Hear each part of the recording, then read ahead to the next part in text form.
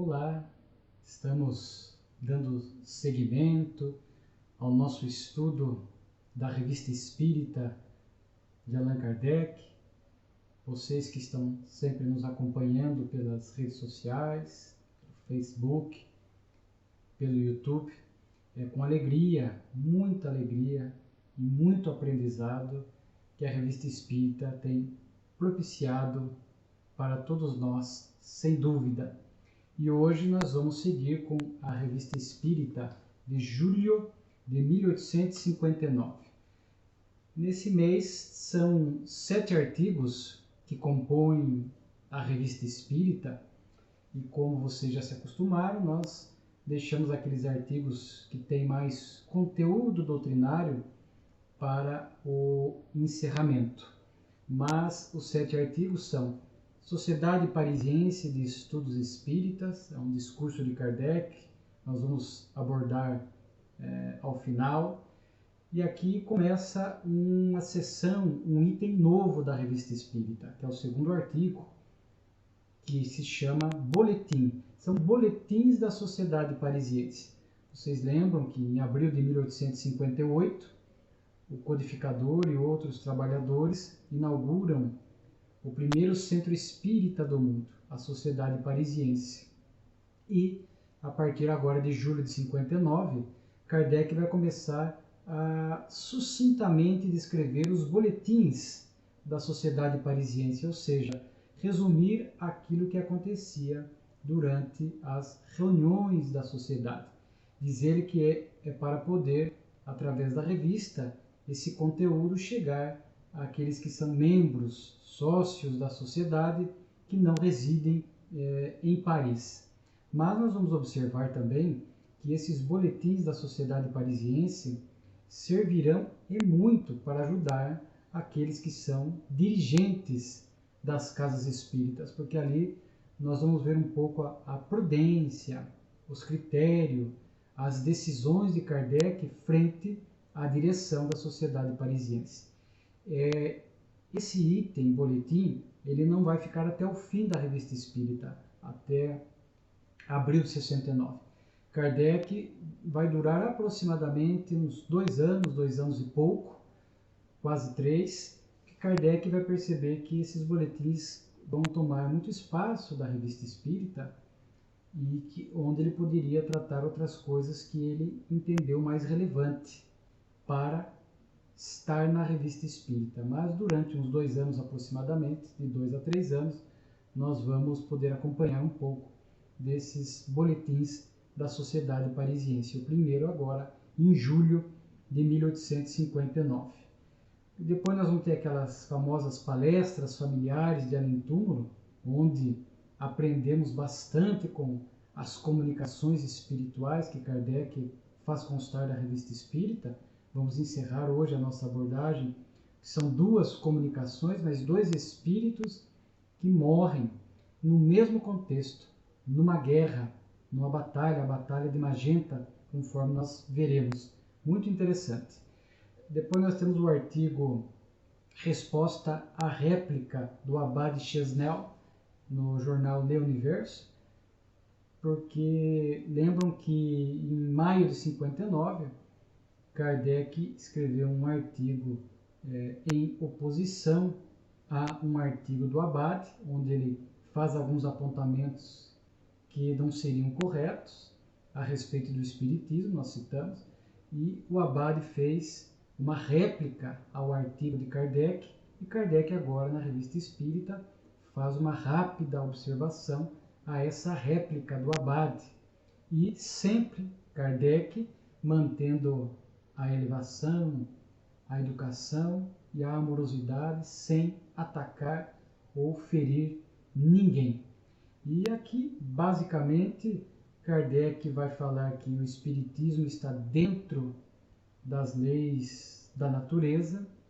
O Espiritismo, as leis que ele traz, que ele ensina, são leis divinas, portanto, leis da natureza, que este mundo invisível que nos cerca, os espíritos, e o intercâmbio entre nós encarnados e os espíritos é algo natural. está dentro dessas leis da natureza e coube ao Espiritismo, como ciência filosófica, abordar essa questão. Aqui nós vamos fazer uma observação que, conforme vimos no artigo de maio passado, Kardec discorda do Abade quando este apresenta o Espiritismo como religião. E nós vamos ver que durante muito tempo Kardec vai refutar esta ideia, porque não tem dogmas. Ele vai falar que não há dogmas, ou seja, não há pontos que não se pode discutir, que os adeptos do Espiritismo têm que aceitar por aceitar, sem questionar, sem perguntar. O dogma, sim, é uma ideia apresentada onde a pessoa tem que aceitar e ponto final. E o Espiritismo não tem dogmas com essas características, tem diretrizes, ideias, princípios, mas que podem ser debatidos, conversados, dialogados, a fim de que o adepto possa se convencer pela razão, a fé racional, e não a fé imposta. Mas, já me antecipando, vamos ver que lá no final da Revista Espírita, dezembro de 68, Kardec vai explicar o porquê refutava o Espiritismo como religião, e aí ele faz uma reconsideração, dizendo que o Espiritismo é sim uma religião, porque trata das questões do sentimento, da moralidade, a nossa relação com Deus, enfim, só para fazermos esta observação. E que o Espiritismo, neste artigo falando a respeito da réplica do Abade, Kardec fala que o Espiritismo é uma arma, entre aspas, enviada por Deus para que pudesse ajudar naquele contexto a combater a descrença e o materialismo, que nós já dissemos que estava muito intensa naquela época, século XIX, na Europa, e ainda hoje encontramos esse materialismo causando danos à sociedade, a muitas pessoas, a incredulidade, a descrença, e pelo seu conteúdo racional, pelas informações que traz, por ser uma revelação espiritual enviada por Deus, vem como auxiliar, como suporte, para que possa ir combatendo e destruindo esse materialismo e essa incredulidade.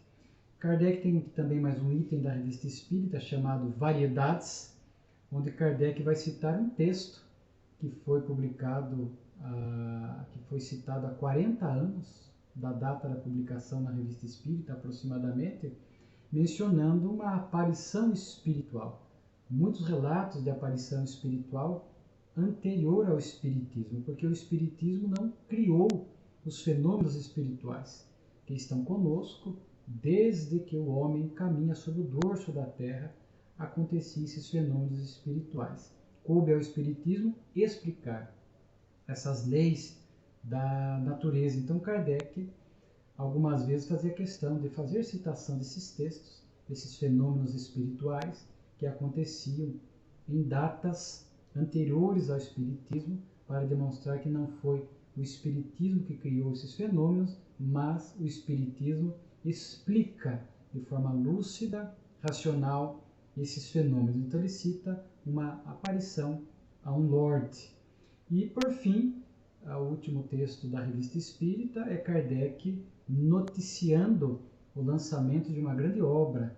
Não é daquelas obras que compõem o chamado Pentateuco, as 5 obras da codificação, mas é uma obra muito importante, a obra O que é o Espiritismo, onde Kardec então anuncia na Revista Espírita o seu lançamento e a venda a partir daquele momento, e ele vai mencionar que é um livro que trata para aquelas pessoas que se simpatizam com a ideia espírita, mas não têm tempo, muito apressadas, com outros interesses, para que num livro mais sucinto ela pudesse encontrar os princípios básicos do espiritismo. Então é um livro mais curto, mais sucinto, onde Kardec usa até uma metodologia interessante, que através de um diálogo entre ele e Kardec, ele cria 3 figuras fictícias, né?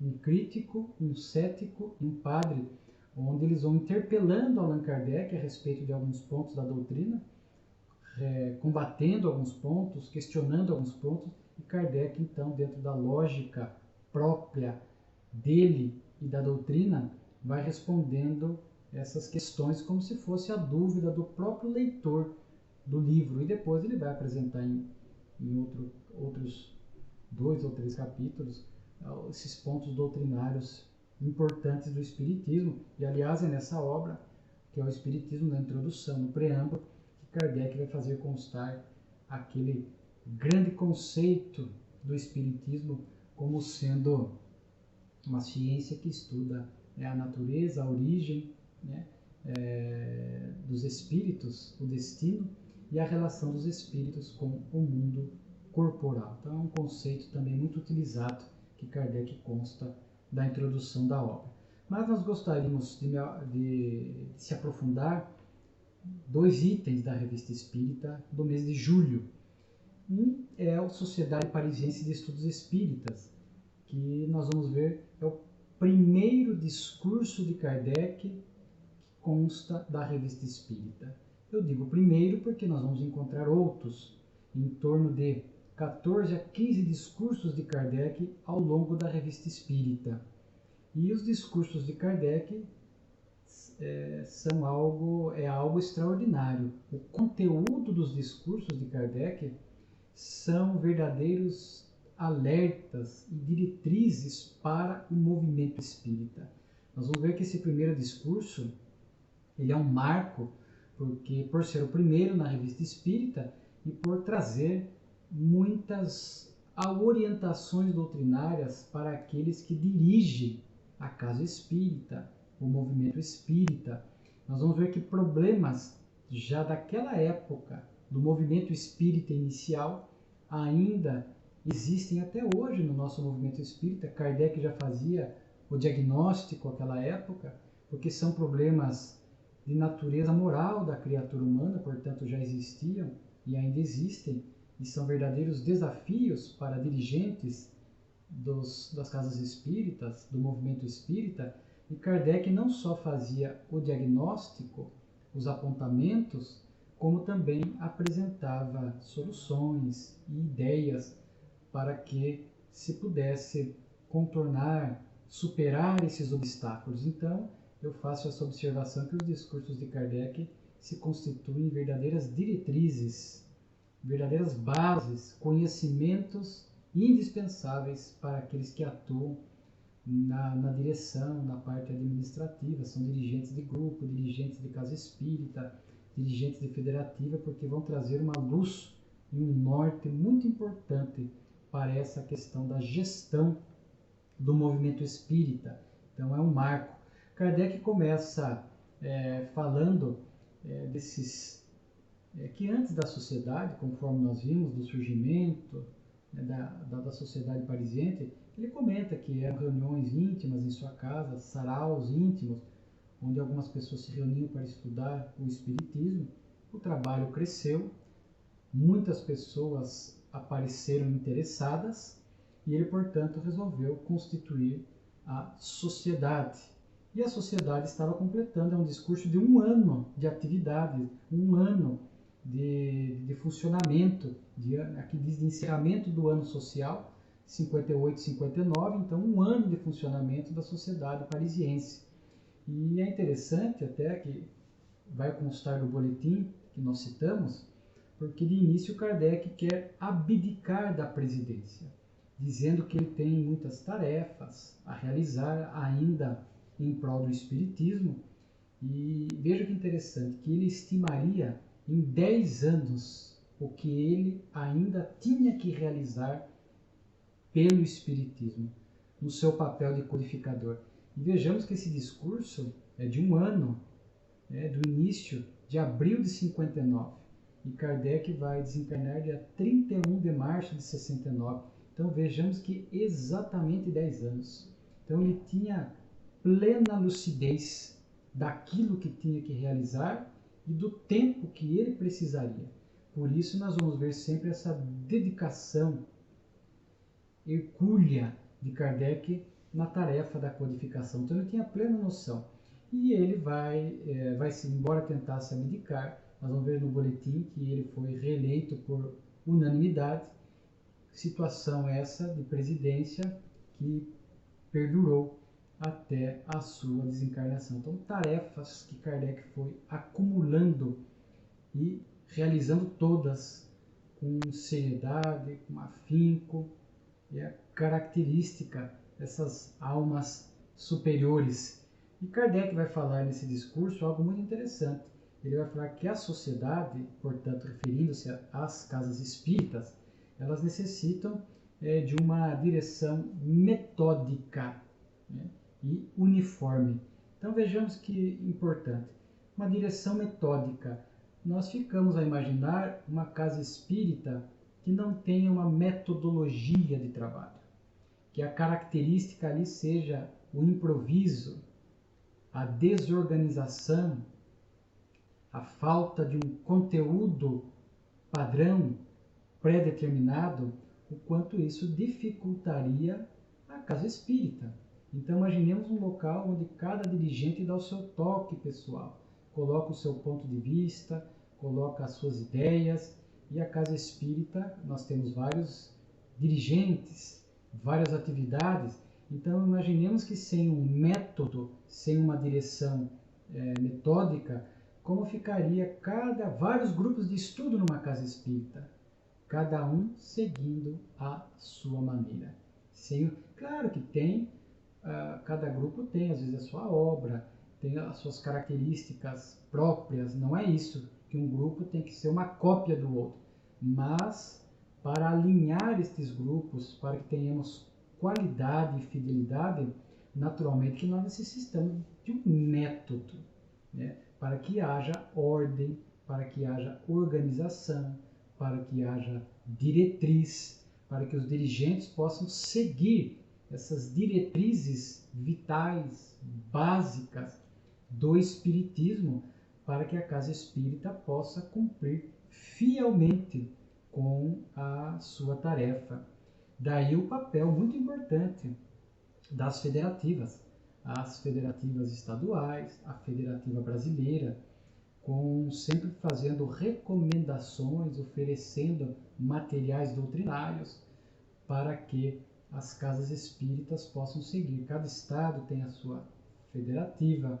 Acima temos as federativas, a Federativa Nacional, a Federação Espírita Brasileira, e o quanto isto auxilia nessa metodologia, nessa ordem, né, das casas espíritas, porque o caminho oposto geraria divisões. Casas espíritas, ele está falando de uma casa dentro de uma casa espírita.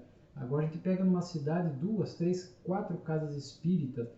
Quão difícil ficaria, né, para as próprias, aqui em São Paulo, nós chamamos de União das Sociedades Espíritas Municipais, as regionais, as interregionais, quanto ficaria difícil se cada casa espírita tivesse a sua metodologia, diferenciando-os uma das outras, o quanto ficaria difícil. Então, nós vemos o papel muito importante das diretrizes, não impondo, mas sempre sugerindo, e pelo que nós temos acompanhado, sempre oferecendo um suporte, fazendo seminários, tem os seus palestrantes, tem as suas cartilhas, os seus sites, sempre oferecendo esse material de apoio para que nós possamos ter uma ordem. Repito, Kardec já faz essa observação, uma metodologia para que a gente possa seguir, para que a casa espírita possa atender com qualidade a sua finalidade. Para aquele que chegue numa casa espírita, encontre ali uma ordem, o grupo de estudo, com seus conteúdos, vamos ver isso. Isso é muito importante. E uniforme, né? Uniforme significa nessa linha, não pode ser uma coisa heterogênea. Nós temos que ter assim, essa linha de pensamento, porque senão, como disse, divisão. Haveria e fomentaria uma divisão dentro da casa espírita e entre as casas espíritas, que foi algo que Kardec vai escrever, vai falar nesse discurso que ele transcreve na Revista Espírita. Então há que ter também esta uniforme, né? Tem que ser uniforme. A gente fala hoje em dia a gente usa muito essa expressão da unificação. Então tem que ter fidelidade aos princípios da doutrina, a Kardec, né, para que tenhamos ter qualidade. Tanto que nós vamos ver mais à frente no discurso, Kardec chega a falar do meio heterogêneo. Né? Então, imaginemos uma casa espírita onde você vai num grupo de estudo, um dirigente fala, há uma dúvida doutrinária, um dirigente fala A, você vai num outro estudo, há pessoas que frequentam 2 estudos na casa espírita, fala B, de repente ela vai a uma palestra numa outra casa espírita da sua cidade, ou ela muda de cidade, ou visita uma cidade, vai lá o C, D, então fica uma coisa heterogênea que só vai fomentar rivalidade e desunião, conforme Kardec vai constar do discurso e vamos abordar logo adiante. Então, Kardec fala uma direção metódica e uniforme. Então, os dirigentes de casa espírita têm que ter isso em mente, né? A nossa uniformidade em Kardec e em Jesus, buscando o apoio das federativas para que possa ter esses materiais de orientação e apoio. Vemos, por exemplo, o ESD, né, o Estudo Sistematizado da Doutrina Espírita, por exemplo, ajudando muitas casas espíritas na formação de grupos de estudo, na condução de grupos de estudos, só para citarmos aqui um exemplo para mostrar o quanto isso é importante. Kardec chega a dizer que a Sociedade Parisiense é uma sociedade de estudo e de pesquisas. E vai falar também que das evocações, que é a forma de dialogar com os espíritos, é uma arte. Então vejamos que nesse discurso Kardec está falando que a casa espírita ela tem que ter estudo e tem que ter a mediunidade, a reunião mediúnica. Então Kardec está deixando bem claro isso no discurso, é muito importante. Quando a gente fala estudo, parece repetir algo óbvio, mas ainda infelizmente nós visitamos casas espíritas onde o foco não é o estudo. Às vezes o foco são outras questões. A casa espírita às vezes foca excessivamente no mediúnico em detrimento do estudo. Há casas espíritas que também cometem o equívoco de abandonar o mediúnico para ter só estudo. Nós vamos ver no futuro que há um artigo de Kardec, Espiritismo sem Espíritos, na própria Revista Espírita, onde nós vamos ver que Kardec diz que não há como. O Espiritismo surgiu a partir da manifestação espiritual. Então, faz parte da casa espírita o intercâmbio com os espíritos. Mas, naturalmente, que se não houver estudo, esse intercâmbio fica adoecido, brechas para a obsessão, o grupo fica obsediado, isto afeta a casa espírita, como vimos em muitos casos ao longo desses anos, isso acaba complicando a casa espírita. Então, alguns, para evitar isso, preferem não ter a reunião mediúnica, mas tem que investir no estudo, formar bons médiuns, bons dirigentes, para que haja a reunião mediúnica, mas com qualidade, fiel a Kardec, fiel a Jesus. Então, há que ter estudo.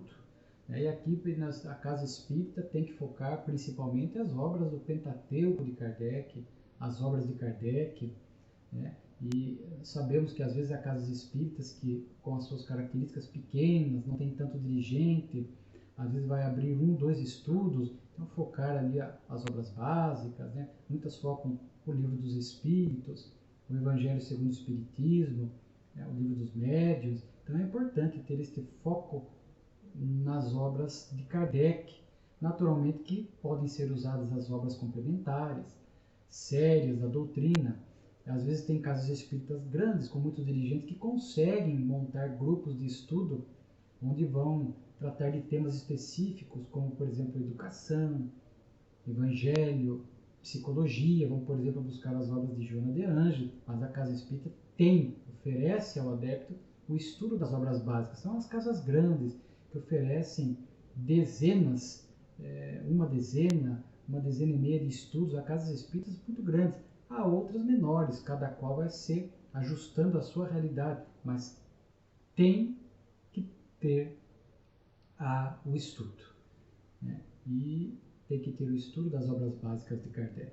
Podemos, repito, usar as obras complementares fiéis a Kardec, Chico Xavier, Divaldo Franco, Raul Teixeira, os clássicos da doutrina, aqueles autores, né? Buscar Camille Flammarion, Gabriel Delane, Leon Denis, Denis Herculano Pires, Deolindo Amorim, enfim, nós vamos buscar Carver Schutel, etc. Então, naturalmente, a própria Revista Espírita, que tanta falta faz nos estudos da Casa Espírita, nas palestras das Casas Espíritas, né? O dia de Evangelho e Passe na Casa Espírita, o dia de estudo da mediunidade é importante, a Casa Espírita ter sempre que possível o estudo da mediunidade para que possa formar médiuns equilibrados para compor as reuniões mediúnicas da Casa Espírita, né? Conforme Kardec diz aqui, ele vai falar inicialmente das comunicações. Isso é muito importante, porque às vezes as pessoas falam, não, a comunicação tem que ser mediante evocação ou comunicação espontânea.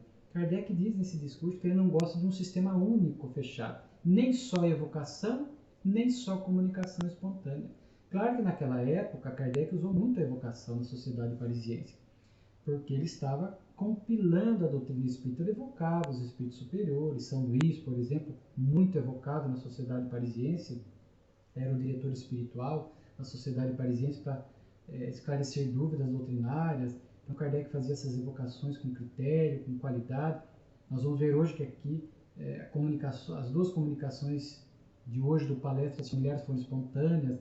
Então, agora hoje na Casa Espírita a gente vê que não tem, às vezes não há necessidade de ter um sistema fechado, mas o dirigente tem que ter habilidade, né? Hoje em dia nós vemos que é o contrário. Via de regra, as comunicações são espontâneas e, em casos pontuais, grupo mediúnico com bastante experiência, com médiuns experientes, moralizados, naturalmente que o dirigente pode, às vezes, para atender algum caso de obsessão, um caso que ele toma conhecimento, evocar determinado espírito para ajudá-lo, sempre com o consentimento da equipe espiritual. Então pode haver pontualmente evocações também. Kardec diz aqui que não podem, ele não adota um sistema único, só isso ou só espontâneo ou só evocação. Então, conforme a circunstância, pode-se usar as duas coisas, mas muito cuidado em ambas, por conta da identidade dos espíritos, que podem falsear, podem mistificar, podem dar nomes falsos.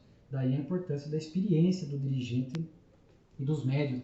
E Kardec vai falar algo interessante, que é uma arte de dialogar com os espíritos. Olha que discurso interessante. Sim, nós vamos ver que o dirigente, aquele que faz o diálogo, né, o dialogador, o esclarecedor, enfim, há vários nomes, tem que saber realmente dialogar. Conversar com o espírito em sofrimento, conversar com o espírito mau, espírito pseudo-sábio. Então há momentos em que ele vai consolar, instruir, esclarecer, abordar o espírito. Então é uma arte. E Kardec, isso vem com a experiência, com o estudo. E Kardec vai falar que esse intercâmbio com os espíritos propicia, trazem elementos importantes de interesse, que é um interesse nosso. Que o mundo espiritual nos espera, a todos, é a nossa pátria. E no diálogo com os espíritos, eles falam dessa vida espiritual. Então, para nós, é de interesse para cada um de nós. A reunião mediúnica, nós já dissemos, é uma terapia em grupo, é um aprendizado mútuo para os espíritos atendidos e para os encarnados.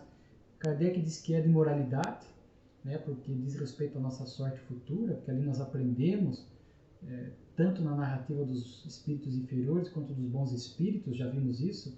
Então, impacta, diz respeito à nossa moralidade, à nossa transformação moral, portanto, o nosso futuro, né, a nossa felicidade, a forma como regressaremos ao mundo espiritual. E ali também, naquela época, era muito importante a convicção da imortalidade. Então, quando estamos dialogando com os espíritos, aqueles que deixaram o corpo, e é para nós uma prova da imortalidade da alma, sem dúvida alguma, né? Kardec diz que as sociedades, portanto as casas espíritas, receberam o apoio dos bons espíritos. Isso é através do recolhimento, do silêncio, da seriedade, da pureza de intenções.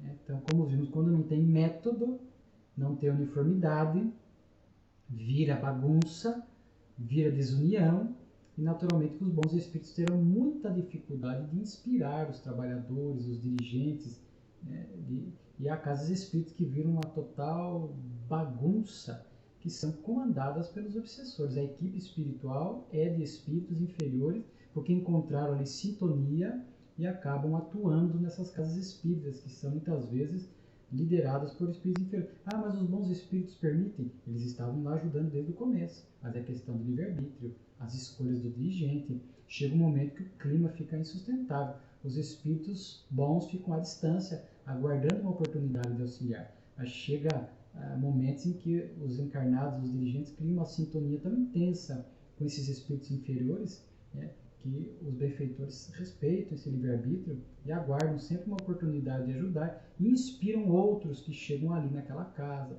que vão alertar, que vão falar da necessidade de melhorias, né? Então, Kardec fala que é importante a pureza de intenções, a união. Não que não possa haver um problema aqui e acolá, ainda é da nossa imperfeição.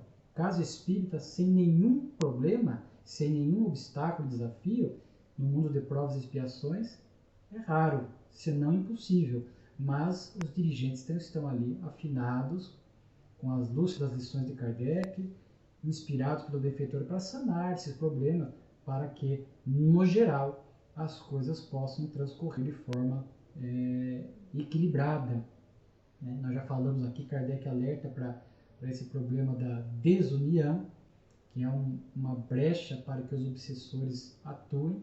Aí surgem brigas, intrigas, divisões que vão começando dentro da casa espírita, tornando um ambiente às vezes muito desafiador, né? Por falta de estudo, por falta de vivência dos preceitos morais, que Kardec vai falar que pode até haver pontos de vista diferentes às vezes na casa espírita. Uma outra questão, às vezes não relacionadas aos pontos básicos da doutrina, às vezes um item que surge, às vezes um dirigente discorda do outro, é natural. Em alguns pontos de vista, alguns assuntos, haver talvez uma interpretação e um ponto de vista equivocado. Mas Kardec disse, olha a frase que ele usa, mas nem por isso é preciso morder ou atirar pedras no próximo. Então, ainda que haja divergências em alguns pontos, dentro da casa espírita ou entre casas espíritas, há que se ter a tolerância, né, e o respeito, e não a violência, a agressividade.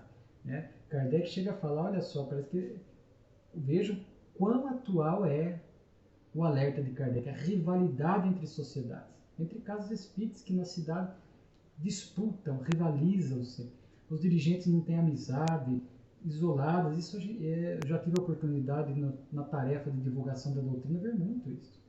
Às vezes a gente vai fazer palestra numa casa espírita de uma cidade, voltamos para a nossa cidade, depois a outra nos liga dizendo, você poderia vir fazer uma palestra aqui? Mas eu acabei de fazer uma palestra na casa X, mas ninguém convidou, não nos comunicaram, não mandaram cartaz. Aí a gente vai perceber que não tem boa relação, né? Então a gente espera que haja dirigentes mais lúcidos diante dessas rivalidades para que possam fazer essa aproximação. E às vezes encontramos um mais lúcido e fala, olha, a gente convida eles para vir aqui, eles nunca vêm. Mas então vá você lá sempre. Tem uma palestra, um evento, vá sempre. Dê o exemplo de proximidade. Né? Aos poucos, porque às vezes a rivalidade é intensa e não vai ser de uma para outra hora que nós vamos sanar essa rivalidade. Então, os dirigentes mais compromissados, comprometidos, mais lúcidos, têm que realmente dar este passo de união na direção da outra casa espírita, ou percebendo desunião ali dentro da casa espírita, da própria casa, adotar medidas, estratégias, marcar reunião, dialogar. Não adianta a gente cruzar os braços e fingir que o problema não existe, ele só vai crescendo. Então Kardec já diagnosticava esses problemas naquela época e apresentava soluções. E vamos ver que ele vai agir dentro da sociedade parisiense, porque ali ele identificava esses problemas e ele agia para sanar. Então, aqueles que são dirigentes, temos que agir para sanar, identificar os problemas, ver quais são as melhores soluções, dialogar, criar proximidade. Né? Kardec chega a dizer que entre as sociedades, elas devem ser como irmãs, não devem rivalizar, sociedades irmãs. Não tem sentido núcleos religiosos que seguem o Cristo e Kardec estarem brigando, disputando. Naturalmente que quando isso acontece, algum problema ali está instalado. Né? Então, e às vezes é o dirigente mais lúcido que vai ter que apagar incêndio, minimizar problema, estabelecer estratégias de aproximação, etc. Então Kardec já fazia este alerta nesse discurso, já primeiro, conforme nós falamos, discurso, desunião e rivalidade Nós temos que tomar muito cuidado em relação a isso. Tanto que ele encerra o discurso dizendo que a doutrina não é letra morta, o espiritismo não pode ser letra morta para nós. Cabe a nós espíritas dar o exemplo. Então Kardec, porque o espiritismo é o cristianismo redivivo. Jesus é para nós o modelo e guia. Então nós temos que dar o exemplo a todo momento, se esforçar no cotidiano, no lar, no trabalho, na sociedade, dentro do tempo religioso. Embora haja dificuldade, a gente tem que dar o exemplo e procurar. Vemos o exemplo de Chico Xavier, por exemplo, dando este exemplo, às vezes, em alguns problemas na casa espírita, com confrades espíritas, e ele sempre agia com muito respeito, com muita amorosidade, procurando, às vezes, mesmo que o outro tenha dado causa à discussão, à desunião, a história do Chico, onde ele mesmo ia atrás da pessoa, pedia desculpa sem ser o causador do problema, abraçava, procurava contornar para que pudesse solucionar aquele problema de desunião. Então esse é o dirigente consciente, que estuda, que se qualifica, que se esforça pela própria moralização e iluminação e toma atitudes de boa gestão, de método, de uniformidade dentro da sua casa espírita. Então vejamos que discurso extraordinário de Kardec. E por fim, palestras familiares de além-túmulo, Kardec vai pedir aos espíritos que trouxessem espíritos relacionados a uma guerra, a Batalha de Magenta, e os espíritos trazem 2 espíritos. Essa Batalha de Magenta aconteceu dia 4 de junho de 1859, uma vitória francesa contra os austríacos, e fazia parte da Segunda Guerra da Independência Italiana. Então, os espíritos trazem primeiro o que eles chamam de Zuavo de Magenta. Zuavo era um soldado argelino que fazia parte da infantaria francesa, tinha toda uma vestimenta própria e tal. Ele estava morto há 6 dias. E aí Kardec vai perguntar para ele aonde ele estava antes de vir ali para a comunicação na Sociedade Parisiense. E olha, a resposta dele: não sei. Então vejamos que era um espírito que ainda estava um pouco confuso em relação à sua situação espiritual. Ele não sabia dizer onde ele estava. Ele disse que foi morto por um tiro. Ele usa até a palavra ameixa, recebeu uma ameixa, um tiro.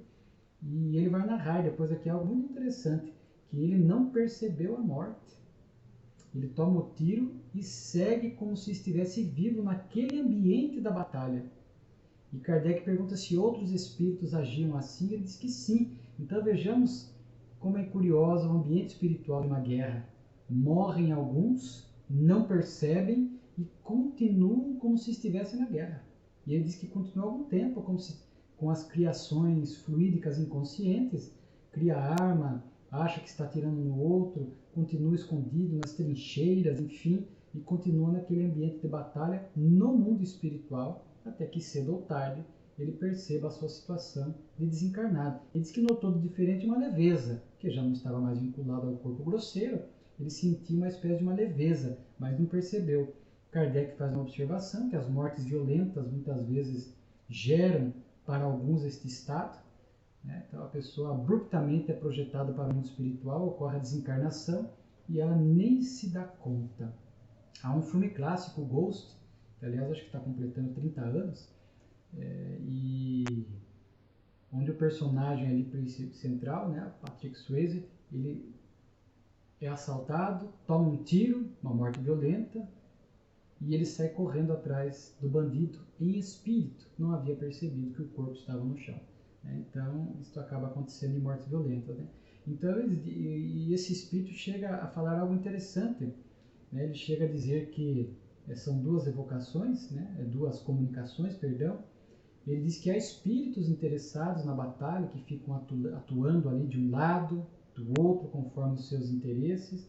Então, há espíritos que ficam ali vinculados na parte da estratégia das batalhas, mas sempre acima de tudo isso há uma ordem divina. A guerra não é desejável. A natureza, a predominância da nossa natureza animal, como está em O Livro dos Espíritos. Quem quiser estudar um pouquinho mais sobre a guerra, questão 742 a 746, e a 749, que que fala aqueles que matam em guerra por necessidade, né, são convocados para a guerra, não tem opção, e às vezes tem que matar para sobreviver, eles não levam esse compromisso, né? Mas as crueldades sim, às vezes a gente vê que soldados em guerra, eles não matam para se defender, para preservar a vida, eles matam às vezes de forma desnecessária, às vezes praticam crueldades, aí sim eles são responsáveis espirituais em relação a esses excessos. E que a gente sabe que as guerras decorrem da nossa imperfeição, mas que quando nós agimos e fazemos a guerra, naturalmente que esses espíritos superiores tentam extrair, se é possível assim nos expressar, o melhor da guerra, que às vezes gera progresso, gera liberdades. A gente vê que quando um povo domina o outro, leva a sua cultura, a sua língua. Então os espíritos tentam extrair aquilo que é possível, aquilo que há de bom, se é que a gente pode falar assim, numa guerra. A guerra não é desejável, não é da vontade de Deus, ocorre por imperfeição humana. E ao acontecer, os espíritos não conseguem evitar a guerra, eles tentam extrair o melhor possível daquela batalha, daquelas guerras, conforme está em O Livro dos Espíritos.